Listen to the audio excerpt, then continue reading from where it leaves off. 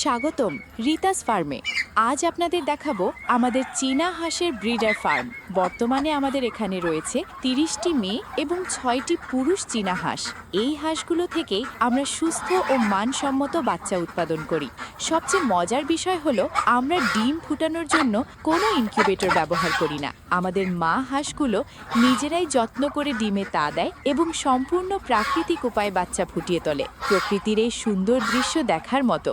মা হাঁসের যত্নে ছোট ছোট বাচ্চারা পৃথিবীর আলো দেখে।